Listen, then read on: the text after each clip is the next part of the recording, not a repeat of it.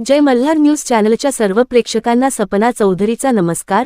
नंदुरबार जिल्ह्यातील तळोदा शहरात महाराष्ट्र सरकारने बंदी घातलेल्या नायलॉन मांजा विक्री अथवा वापर करताना आढळून आल्यास गुन्हा दाखल करण्यात येणार असल्याचे तळोदा पोलीस ठाण्याचे पोलीस निरीक्षक राजन मोरे यांनी आवाहन केले आहे। महाराष्ट्र राज्यात विक्रीस बंदी असलेल्या नायलॉन मांजा संदर्भात जनजागृतीसाठी तळोदा पोलीस ठाणे व न्यू हायस्कूल तळोदा यांच्या संयुक्त विद्यमाने जनजागृती रॅलीचे आयोजन करण्यात आले होते।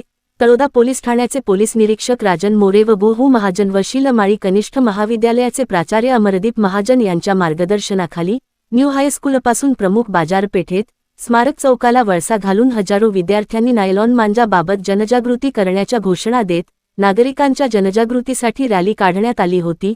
जनजागृती रॅली यशस्वीतेसाठी क्रीडा शिक्षक सुनील सूर्यवंशी, गोपनीय अंमलदार विजय सोनवणे, पोलीस हवालदार दिलीप साळवे, पोलीस कॉन्स्टेबल विनोद नाईक, पोलीस हवालदार अनिल पावरा, महेश महाले, स्वप्निल महाजन, पी.आर. वळवी, पवार, संकेत माळी यांनी परिश्रम घेतले।